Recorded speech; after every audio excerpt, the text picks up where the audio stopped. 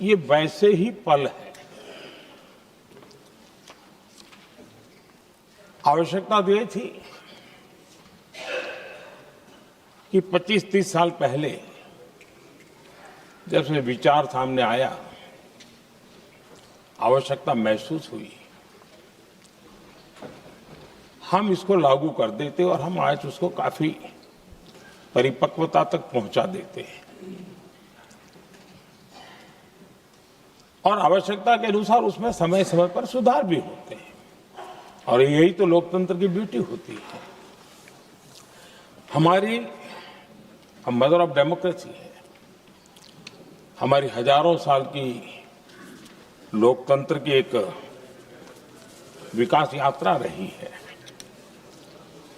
और उस विकास यात्रा में एक नया आयाम जोड़ने का एक शुभ अवसर सदन के हम सभी साथियों को मिला है। और मैंने प्रारंभ में कहा है कि हम सब भाग्यवान हैं कि हमें ऐसे महत्वपूर्ण और देश की आधी आबादी को इस राष्ट्र निर्माण की नीति निर्धारण प्रक्रिया में हिस्सेदार बनाने का सौभाग्य मिल रहा है।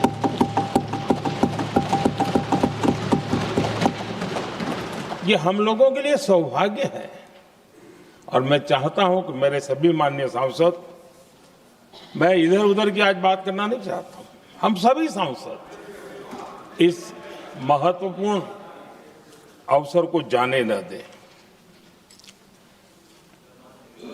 हम भारतीय सब मिल करके देश को नई दिशा देने जा रहे हैं। हमारी शासन व्यवस्था को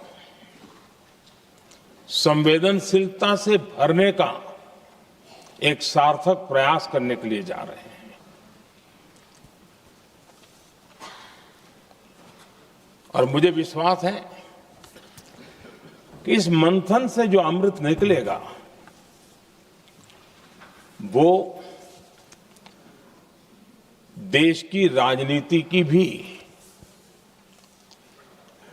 उसके रूप स्वरूप को तो तय करने ही करने वाला है, लेकिन ये देश की दिशा और दशा भी तय करने वाला है। इतने महत्वपूर्ण मोड़ पर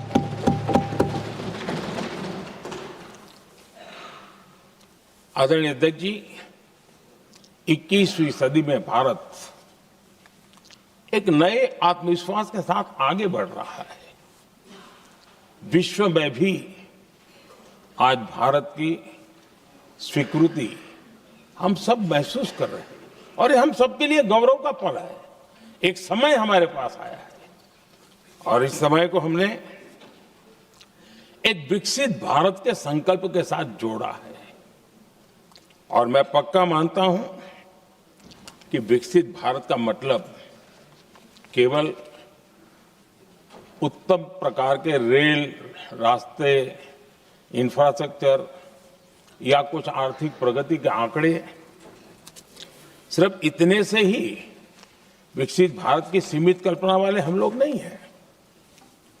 हम चाहते हैं कि विकसित भारत जिसके नीति निर्धारण में साच अर्थ में सबका साथ सबका विकास का मंत्र समाहित हो, देश की 50% जनसंख्या नीति निर्धारण का हिस्सा बने, ये समय की मांग है। हम पहले ही देरी कर चुके हैं, कारण कोई भी होंगे, जिम्मेवार कोई भी होंगे, लेकिन इस सच्चाई को हमें स्वीकार करना होगा कि जब हम अकेले मिलते हैं तब मानते हैं हाँ यार, लेकिन जब सामूहिक रूप से मिलते हैं, मुझे याद है कि जिस इसकी प्रक्रिया चली थी, सभी दलों से मिलना हुआ है, एक दल को छोड़ करके जिन जिन से मिलना हुआ है, हर एक ने सैद्धांतिक विरोध नहीं किया है। बाद में जाकर के जो कुछ भी हुआ होगा, राजनीतिक दिशा पकड़ी जा रही है, लेकिन जो राजनीतिक दिशा में ही सोचते हैं, मैं उनको भी एडवाइस करना चाहूंगा एक मित्र के रूप में एडवाइज करता हूं और सबको काम आएगी। हमारे देश में जब से विमेन रिजर्वेशन को लेकर के चर्चा हुई है और उसके बाद जब जब चुनाव आया है, हर चुनाव में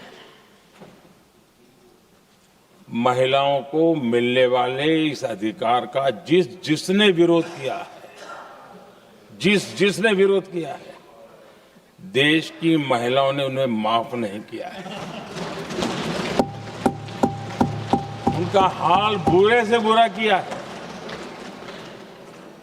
लेकिन ये भी देखिए कि 24 के चुनाव में ऐसा नहीं हुआ। क्यों नहीं हुआ? ये इसलिए नहीं हुआ कि 24 में सबने सहमति इसको पारित किया, तो ये विषय ही नहीं रहा। किसी के पक्ष में पॉलिटिकल फायदा नहीं हुआ, किसी का नुकसान भी नहीं हुआ। सहज रूप से जो मुद्दे थे, उन मुद्दों के आधार पर चुनाव लड़ा, क्योंकि 24 में सब साथ में थे। कुछ लोग यहां है, कुछ लोग नहीं है, लेकिन सब साथ में थे। आज भी मैं कहता हूं, अगर हम सब साथ में जाते हैं तो इतिहास गवाह है कि किसी एक के राजनीतिक पक्ष में नहीं जाएगा। ये देश के लोकतंत्र के पक्ष में जाएगा, देश के सामूहिक निर्णय शक्ति के पक्ष में जाएगा और हम सब उसके यश के हकदार होंगे। न ट्रेजरी बैंक उसका हकदार रहेगा, न मोदी उसका हकदार रहेगा। यहां बैठे हुए सब हकदार रहेंगे। और इसलिए जिन लोगों को इसमें राजनीति की बू आ रही है, मैं चाहूंगा कि वो खुद के परिणामों को पिछले 30 साल में देख ले। फायदा उनका भी इसी में रास्ता दिखा रहा हूं। इसी में फायदा है कि जो नुकसान हो रहा है उसे बच जाओगे। और इसलिए मैं समझता हूं कि इसको राजनीतिक रंग देने की जरूरत नहीं है। आदरणीय अध्यक्ष जी, मुझे याद है तब तो मैं शासकीय व्यवस्था की राजनीति में नहीं था। मैं एक संगठन के कार्यकर्ता के नाते काम करता था। उस समय एक चर्चा सुनने को मिलती थी गलियारों में कि देखिए ये कैसे लोग हैं,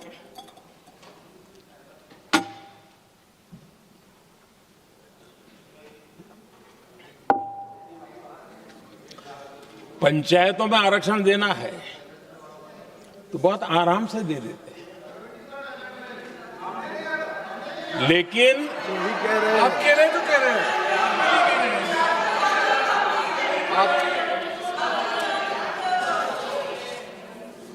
पंचायतों में आरक्षण देना है तो आराम से देते हैं, क्योंकि उसमें उनको खुद का पद जाने का डर नहीं लगता है। उसको लगता है हम सुरक्षित यार वहां दे दो।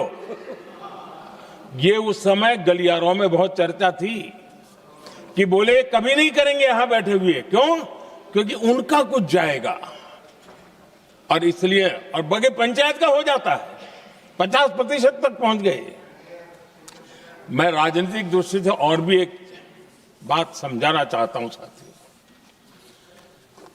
आज से 25 साल 30 साल पहले जिसने भी विरोध किया तो विरोध राजनीतिक सतह से नीचे नहीं गया था।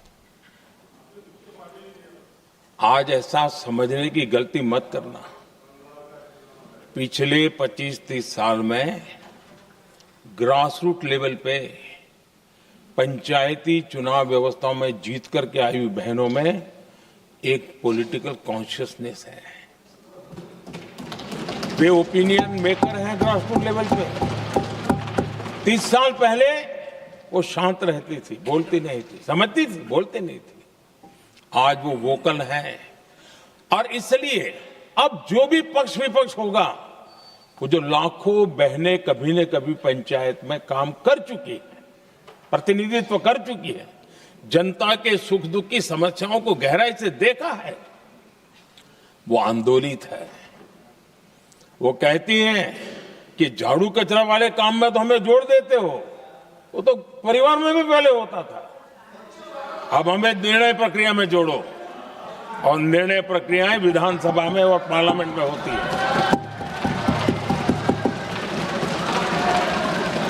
और इसलिए मैं राजनीतिक जीवन में जो लोग प्रगति चाहते, मैं किसी भी सांसद की बात करता हूं, किसी भी एमएलए की बात करता हूं, ये दल वो दल की बात मैं नहीं कर रहा हूं।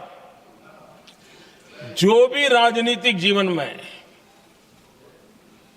सफलतापूर्वक आगे बढ़ना चाहते हैं, उनको ये मान के चलना पड़ेगा कि पिछले 25-30 साल में लाखों बहनें ग्रास रूट लेवल पर लीडर बन चुकी हैं। अब उनके अंदर सिर्फ यहां 33% का नहीं, वहां भी वो आपके फैसलों को प्रभावित करने वाली है। और इसलिए जो आज विरोध करेंगे, उसको लंबे समय तक कीमत चुकानी पड़ेगी, लंबे समय तक कीमत चुकानी पड़ेगी।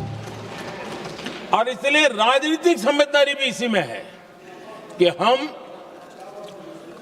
ग्रासरूट लेवल पर महिलाओं की जो पॉलिटिकल लीडरशिप खड़ी हुई है, उसको आपने अब कंसीडर करना पड़ेगा। यहां मैंने सुना हमारे मुलायम सिंह जी थे, तब से एक विषय चला रहे हैं, उनके परिवार वाले पे भी चला रहे हैं। आप देश की बहनों पर भरोसा करो ना, उनकी समझदारी पर भरोसा करो। एक बार 33% बहनों को यहां आने दो, आकर के उनको निर्णय करने दो, किसको देना है, किसको नहीं देना है, इस वर्ग को देना, उस वर्ग को देना, करेंगे वो निर्णय। हम उनके सामर्थ्य पर आशंका क्यों करते भाई? एक बार आने तो दो, उनको आने तो दो। जब आएंगे तो 34 में, और दूसरा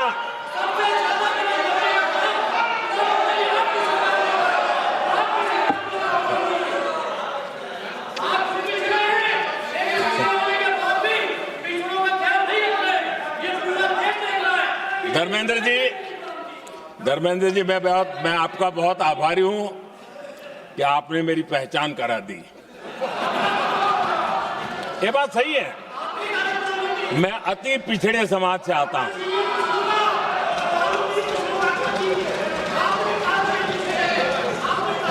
धर्मेंद्र जी, मैं आपका बहुत आभारी हूं, और अखिलेश जी मेरे मित्र हैं तो कभी कभी मदद कर देते हैं।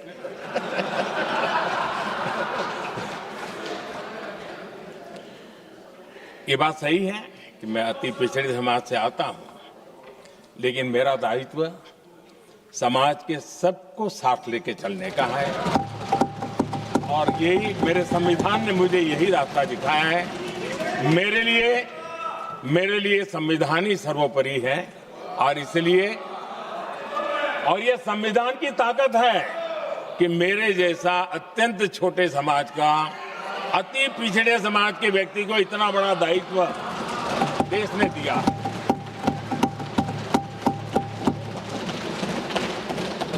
और इसलिए मैं तो देशवासियों का ऋणी हूं, और मैं तो संविधान निर्माताओं का ऋणी हूं कि जिसके कारण आज मैं यहां हूं। लेकिन आदरणीय अध्यक्ष जी,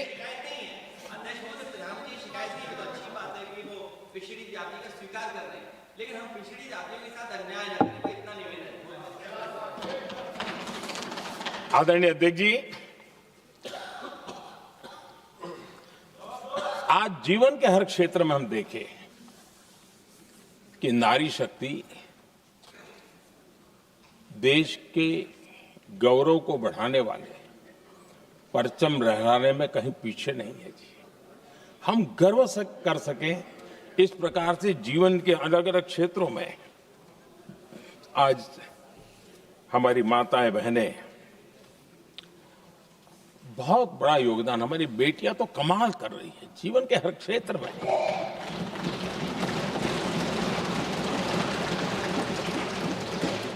इतना बड़ा सामर्थ्य,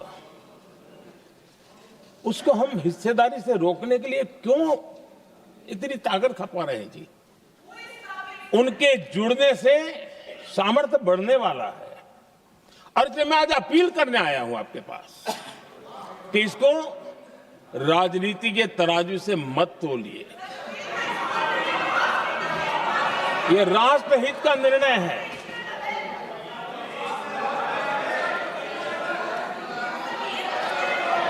आदरणीय अध्यक्ष जी, आज का हमारे सामने अवसर एक साथ बैठ करके एक दिशा में सोच करके विकसित भारत बनाने में हमारी नारी शक्ति की भागीदारी को एक खुले मन से निर्णय करने का अवसर है, स्वीकार करने का अवसर है। और मैंने जैसा पहले ही कहा कि आज पूरा देश और विशेष करके नारी शक्ति हमारे निर्णय तो देखेगी, लेकिन निर्णय से ज्यादा हमारी नीयत को देखेगी।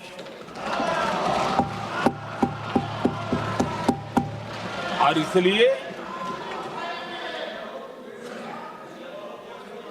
हमारी नीयत की खोट देश की नारी शक्ति कभी माफ नहीं करेगी।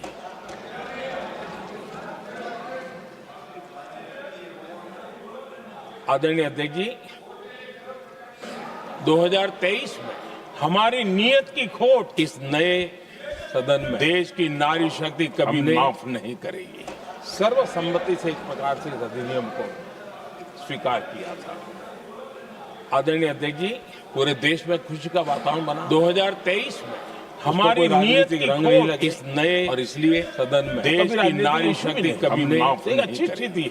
सर्वसम्मति से इस प्रकार से इस अधिनियम को स्वीकार किया। अब सवाल ये है आदरणीय अध्यक्ष जी, पूरे देश में कितने समय तक इसको 2023 में हमारी नीयत की खोट इस नए और इसलिए जनसंख्या की नारी शक्ति कभी माफ नहीं। आपको मालूम नहीं, सर्वसम्मति से इस प्रकार से मैं चाहूंगा कि अमित भाई अपने भाषण में अब सवाल ये है करेंगे आदरणीय अध्यक्ष जी, पूरे देश में कितने समय तक 2023 में जनगणना की नीयत की खोट इस नए और इसलिए जनसंख्या की नारी शक्ति कभी नहीं। आपको मालूम नहीं, सर्वसम्मति से मैं चाहूंगा कि अमित भाई अपने भाषण में अब सवाल ये है करेंगे आदरणीय अध्यक्ष जी, लेकिन पूरे देश में कितने समय तक जब हम 23 में चर्चा कर रहे थे तब भी व्यापक रूप से बात ये थी कि इसको जल्दी करो।